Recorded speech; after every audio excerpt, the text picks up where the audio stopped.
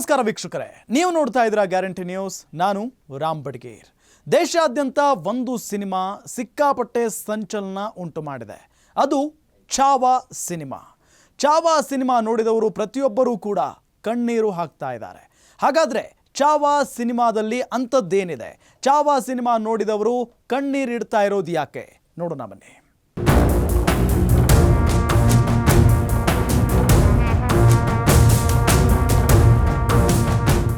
ಚಾವಾ ಶಿವಾಜಿ ಮಹಾರಾಜನ ಪುತ್ರ ಸಂಭಾಜಿಯ ಕತೆ.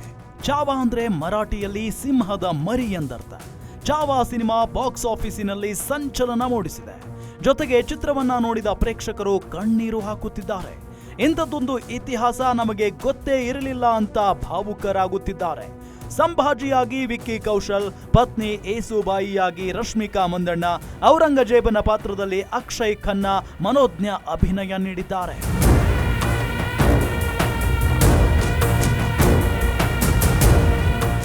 ಚಾವಾ ಸದ್ಯಕ್ಕೆ ಬಾಕ್ಸ್ ಆಫೀಸ್ ಧೂಳೆಬ್ಬಿಸ್ತಿರೋ ಸಿನಿಮಾ. ಚಾವಾ ಅಂದ್ರೆ ಮರಾಠಿ ಭಾಷೆಯಲ್ಲಿ ಸಿಂಹದ ಮರಿ ಎಂದರ್ಥ. ಸಿಂಹದ ಮರಿ ಅನ್ನೋದಕ್ಕೆ ಕಾರಣ ಚಾವಾದಲ್ಲಿರೋ ಛತ್ರಪತಿ ಶಿವಾಜಿ ಮಹಾರಾಜನ ಮಗನ ಹೋರಾಟದ ಮತ್ತು ದುರಂತ ಅಂತ್ಯದ ಕತೆ.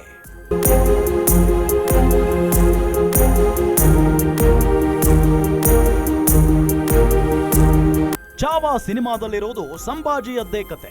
ಸಿನಿಮಾ ಶುರುವಾಗೋದೇ ಶಿವಾಜಿ ಮೃತಪಟ್ಟ ಅನ್ನೋ ಸುದ್ದಿ ಸಿಕ್ಕ ಮೇಲೆ. ಅದಾದ ಮೇಲೆ ಸಂಭಾಜಿ ಮರಾಠ ಸಾಮ್ರಾಜ್ಯದ ರಾಜನಾಗುತ್ತಾನೆ.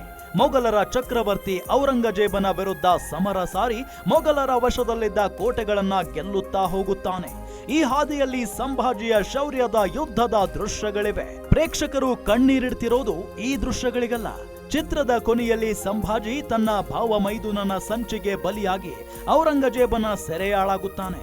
ಯುದ್ಧದಲ್ಲಿ ಸಂಭಾಜಿಯನ್ನ ಸೋಲಿಸುವವರೆಗೂ ಕಿರೀಟ ತೊಡುವುದಿಲ್ಲ ಅಂತ ಶಪಥ ಮಾಡಿದ್ದ ಔರಂಗಜೇಬ್ ಸೆರೆ ಸಿಕ್ಕ ಸಂಭಾಜಿಯನ್ನ ಚಿತ್ರಹಿಂಸೆಗೆ ಗುರಿ ಮಾಡುತ್ತಾನೆ. ಸತತ 15 ದಿನಗಳಿಗೂ ಹೆಚ್ಚು ಕಾಲ ಸರಪಳಿಯಲ್ಲಿ ಬಂಧಿಯಾಗಿ ಮಾಡಿ ನೀರನ್ನು ಕೊಡದೆ ಚಿತ್ರಹಿಂಸೆ ಕೊಡ್ತಾನೆ. ಸಂಭಾಜಿಯನ್ನ ಮುಸ್ಲಿಂ ಧರ್ಮಕ್ಕೆ ಮತಾಂತರವಾಗುವಂತೆ ಒತ್ತಾಯ ಮಾಡುತ್ತಾನೆ. ಶಿವಾಜಿಯ ಮಗನೇ ಮುಸ್ಲಿಮನಾದರೆ ಮುಸ್ಲಿಂ ಸಾಮ್ರಾಜ್ಯ ವಿಸ್ತರಿಸುತ್ತದೆ ಎನ್ನುವುದು ಔರಂಗಜೇಬನ ಸಂಚು. ಅದಕ್ಕಾಗಿ ತನ್ನ ಮಗಳನ್ನೇ ಮದುವೆ ಮಾಡುತ್ತೇನೆ, ಮೊಘಲರ ಚಕ್ರವರ್ತಿ ಮಾಡುತ್ತೇನೆ ಎಂದರೂ ಸಂಭಾಜಿ ಬಗ್ಗುವುದಿಲ್ಲ, ಶರಣಾಗುವುದಿಲ್ಲ.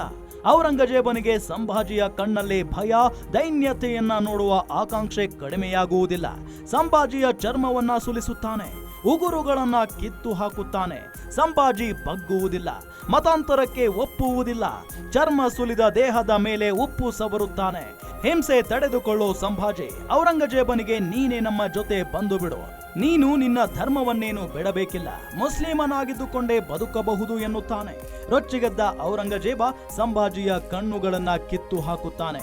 ಕಾಯಿಸಿದ ಸಲಾಕೆಗಳಿಂದ ಕಣ್ಣುಗಳನ್ನ ಸುಡಿಸುತ್ತಾನೆ.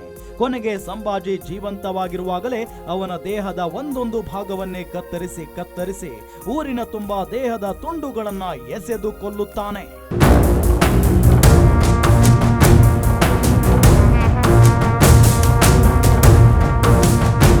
ಪ್ರೇಕ್ಷಕರು ಕಣ್ಣೀರಿಡುತ್ತಿರುವುದು ಇದಕ್ಕೆ.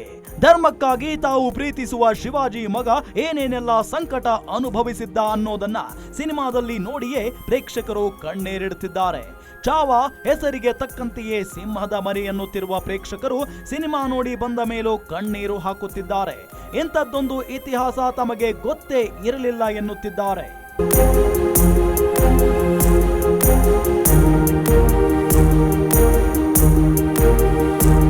ಚಾವಾ ಸಿನಿಮಾ ಈಗಾಗಲೇ 200 ಕೋಟಿಗೂ ಹೆಚ್ಚು ಕಲೆಕ್ಷನ್ ಮಾಡಿದೆ.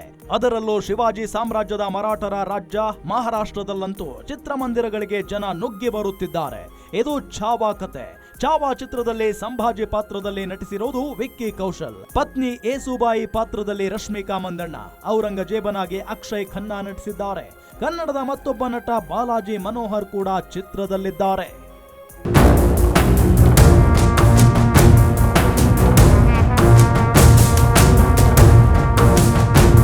ನೋಡಿದ್ರಲ್ಲ, ವಿಕ್ಕಿ ಕೌಶಲ್ ಮತ್ತು ರಶ್ಮಿಕಾ ಮಂದಣ್ಣ ಅಭಿನಯದ ಚಾವಾ ಸಿನಿಮಾ ಇಡೀ ದೇಶಾದ್ಯಂತ ದೊಡ್ಡ ಮಟ್ಟದಲ್ಲಿ ಹಿಟ್ ಆಗಿದೆ. ಜೊತೆಗೆ ಶಿವಾಜಿಯ ಪುತ್ರ ಸಂಭಾಜಿ ಅವರ ಒಂದು ಇತಿಹಾಸ ಇದು ಈ ಒಂದು ಸಿನಿಮಾ ನೋಡಿದವರು ಪ್ರತಿಯೊಬ್ಬರೂ ಕೂಡ ಜೈ ಭವಾನಿ ಜೈ ಶಿವಾಜಿ ಅಂತ ಘೋಷಣೆಯನ್ನ ಕೂಗ್ತಾ ಇದ್ದಾರೆ. ನೋಡ್ತಾ ಇರಿ ಗ್ಯಾರಂಟಿ ನ್ಯೂಸ್, ಸುದ್ದಿ ಖಚಿತ, ನ್ಯಾಯ ನಿಶ್ಚಿತ. ಗ್ಯಾರಂಟಿ ನ್ಯೂಸ್, ಸುದ್ದಿ ಖಚಿತ, ನ್ಯಾಯ ನಿಶ್ಚಿತ.